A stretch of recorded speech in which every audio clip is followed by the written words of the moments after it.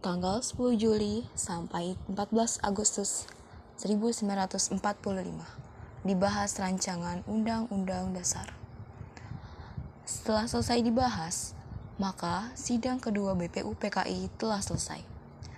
Tanggal 6 Agustus 1945, Sekutu menjatuhkan bom atom di Hiroshima. Korban berjatuhan di mana-mana.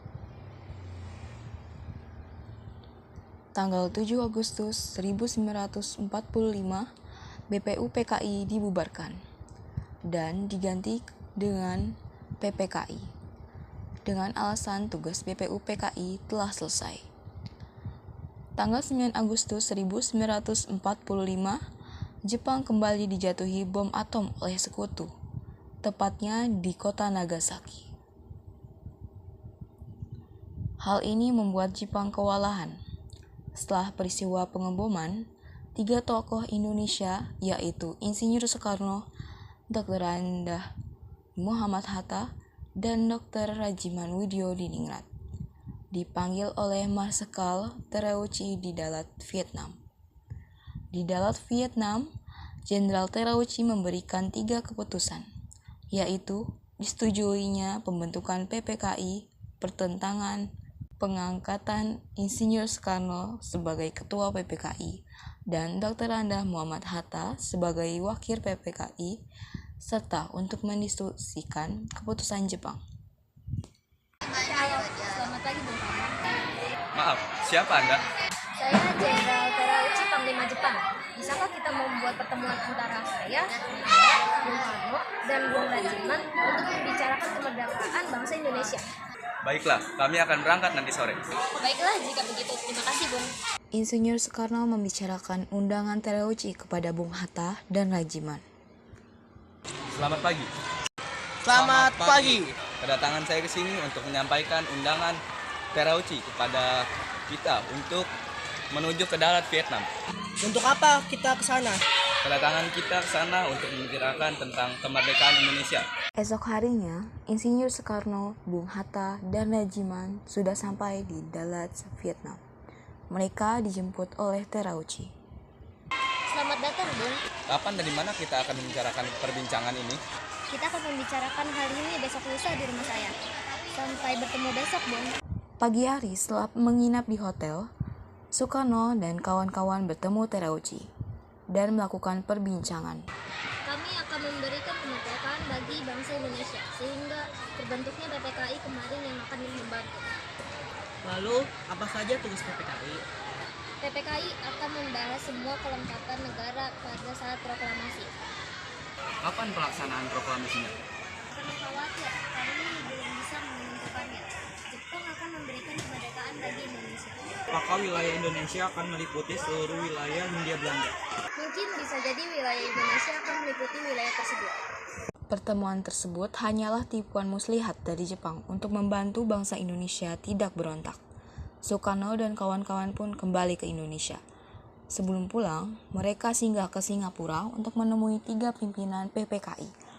Soekarno selanjutnya mencari tahu bahwa Jepang telah menyerah pada Sekutu. Hari berikutnya, Soekarno dan kawan-kawan melakukan rapat koordinasi. Bung Karno, Hatta, Rajiman kembali diundang ke Singapura menemui 3 pimpinan PPKI. Dalam perjalanan mereka berbincang. Rasanya saya belum yakin jika Jepang telah menyerah kepada Sekutu. Kalau begitu, kita perlu diskusi lebih lanjut dengan beberapa tokoh yang ada di Indonesia. Lalu, siapa saja tokohnya? Baik golongan tua maupun golongan muda untuk memproklamirkan kemerdekaan Indonesia.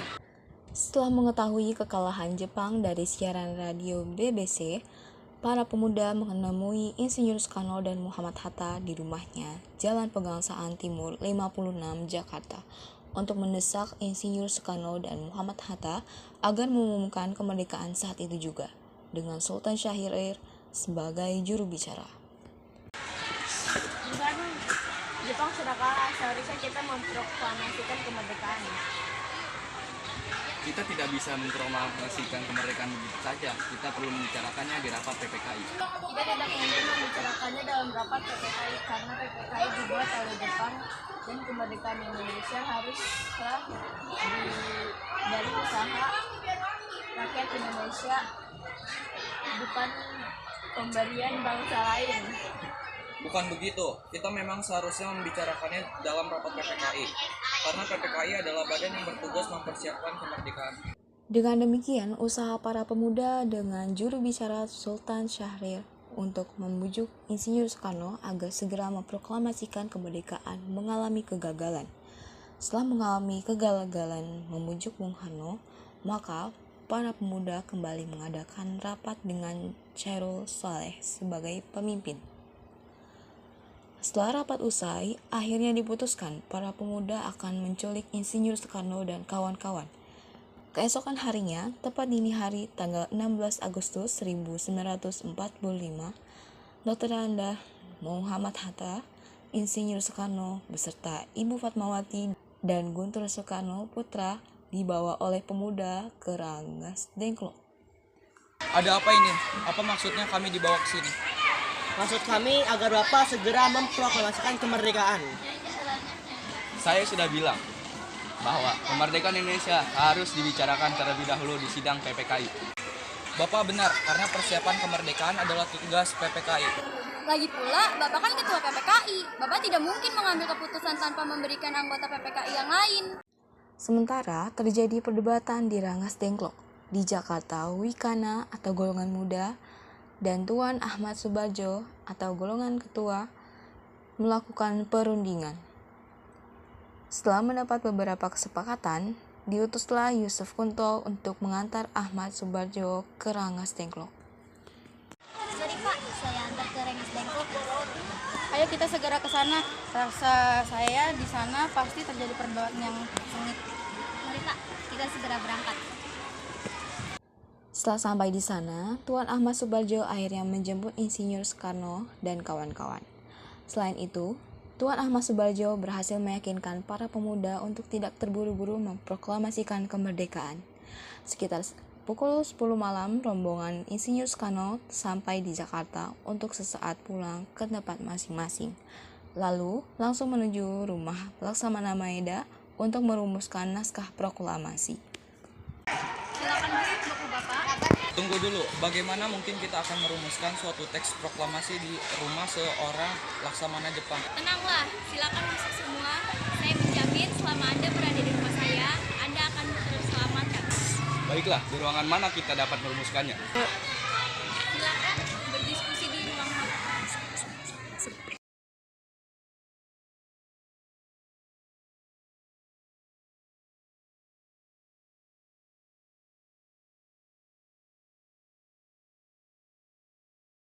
Dengan memegang kertas dan ballpoint, perundingan yang ditaklukkan antara golongan muda dan golongan tua itu berjalan lancar. Bagaimana kalau kita mengambil rumusan BPUPKI dengan bunyi, kami, bangsa Indonesia dengan ini menyatakan kemerdekaan Indonesia. Itu boleh juga. Menurut saya, perlu ada pernyataan pengalihan kekuasaan seperti ini. Hal-hal mengenai pemindahan kekuasaan dan lain-lain diselenggarakan dengan cara seksama dan dalam tempo yang sesingkat-singkatnya. Bagaimana bila naskah ini ditandatangani oleh semua yang hadir di sini? Bila seperti itu, bakal ada banyak tanda tangan. Bagaimana bila Pak Karno saja yang menandatangani? Ide kamu bagus, saya setuju. Bagaimana jika naskah ini diketik oleh saya?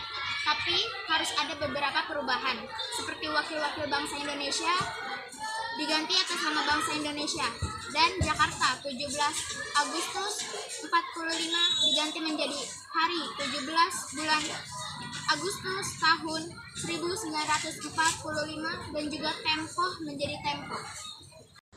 Lalu Sayuti Melik mengetik naskah tersebut dan memberikan hasil ketikan tersebut kepada Insinyur Soekarno untuk ditandatangani. Perumusan tersebut selesai pada dini hari 17 Agustus 1945. Setelah selesai diketik, hari itu juga, tepatnya hari Jumat tanggal 17 Agustus 1945, pembacaan proklamasi kemerdekaan Indonesia akan dilaksanakan di lapangan Ikada. Namun karena alasan keamanan, maka dipindah di kediaman Insinyur Soekarno.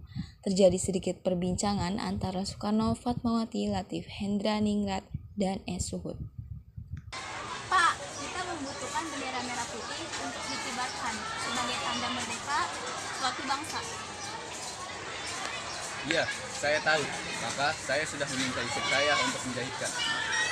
Iya, ini sudah saya jahitkan. Terima kasih, Bu.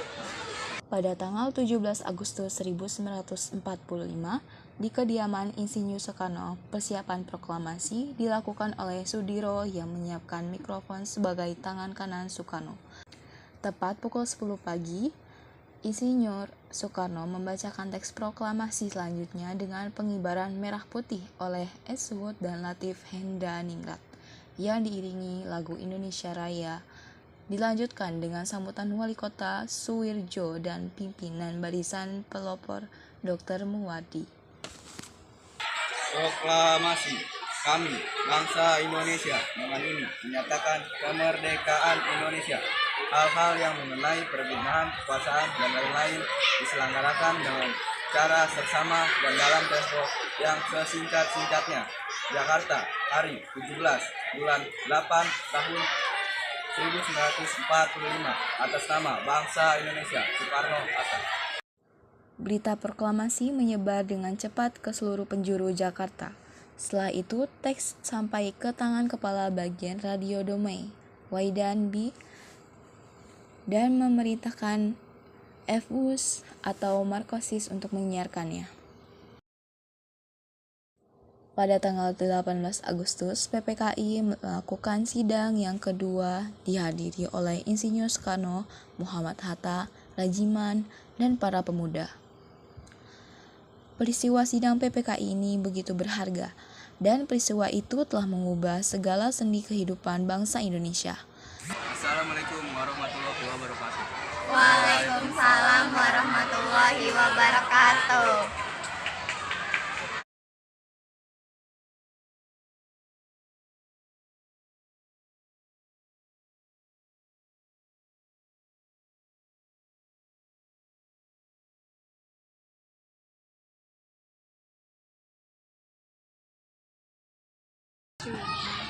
Di sini kita akan menetapkan membahas Undang-Undang Dasar 1945 yang dijadikan sebagai dasar negara, memilih presiden dan wakil presiden, serta membentuk KNIP.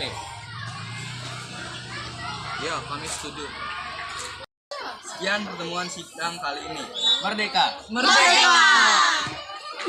Peristiwa sidang PPKI ini begitu berharga, dan peristiwa itu telah mengubah segala sendi kehidupan bangsa Indonesia. Peristiwa proklamasi kemerdekaan telah menjadi momentum puncak perjuangan bangsa Indonesia. Oleh karena itu, kita sebagai generasi penerus bangsa harus berprestasi dalam rangka mengisi kemerdekaan tersebut. Bukan malah menodainya, kita harus bisa membalas budi para pejuang tanah air zaman dahulu dengan cara mempertahankan kemerdekaan ini. Pada akhir tahun 1944, Jepang terdesak oleh sekutu. Karena merasa keberadaannya terancam, maka Jepang memberikan janji kemerdekaan kepada Indonesia. Sebagai tindak lanjut janji tersebut, maka dibentuklah BPUPKI atau Dokoritsu Junbi Chosakai. Pada tanggal 1 Maret 1945 oleh Letnan Jenderal Kumakichi Harada yang bertujuan untuk mempelajari dan menyelidiki hal-hal penting yang berkaitan dengan pembentukan negara Indonesia Merdeka. Dr. Rajiman Widyodiningrat dilantik sebagai ketua dan sebagai wakilnya adalah Ichibase Yoshio dari Jepang dan Suroso dari Indonesia. BPUPKI pun mengadakan sidang pertama pada tanggal 29 Mei sampai 1 Juni 1945 dengan agenda merumuskan dasar negara Indonesia Merdeka. Sidang pertama bertempat di Gedung Chosangin atau Gedung Pancasila yang dihadiri oleh ketua dan wakil serta anggota BPUPKI yang berjumlah 67 orang. Rajiman Ichibase Suroso beserta para anggota duduk di tempat sidang yang telah tersedia. Rajiman pun selaku ketua membuka sidang BPUPKI. Assalamualaikum warahmatullahi wabarakatuh. Waalaikumsalam warahmatullahi wabarakatuh. Saudara-saudara sekalian, terima kasih Terima kasih sudah hadir di tempat ini. Pertama, saya selaku ketua akan memimpin jalannya sidang ini. Di samping saya ada seorang wakil dari Jepang dan tentu saja seorang lagi wakil dari Indonesia. Saudara-saudara sekalian, kita berkumpul di gedung ini dalam rangka merumuskan sebuah landasan untuk mengkokohkan negara yang akan kita bangun bersama. Untuk itu, marilah kita buka sidang pertama ini dengan agenda membahas rumusan dasar negara. Nah, silakan saudara sekalian yang ingin menyumbangkan ide dan gagasannya dalam rumusan dasar negara ini. Saya harap saudara-saudara sekalian ikut berpartisipasi menyampaikan gagasan untuk membangun negara ini.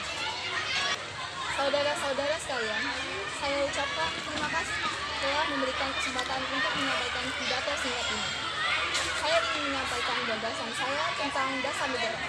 Adapun rumusan dasar negara yang saya usulkan yaitu 1. Pri kebangsaan, 2. Pri kemanusiaan, 3. Pri ketuhanan, 4. Pri kerakyatan, 5. Kesejahteraan rakyat. Mengapa saya mengatakan seperti ini? Itu karena fondasi dari dasar negara adalah bangsa, di mana bangsa kita ini peduli kepada sesama yang mencerminkan sikap kemanusiaan. Sikap bangsa kita pula yang memegang teguh toleransi dalam beragama, yang hal ini merupakan pencerminan dalam pri ketuhanan. Dan juga rakyat kita ini merupakan rakyat yang suka kebersamaan, sehingga hal ini dapat mewujudkan kesejahteraan rakyat.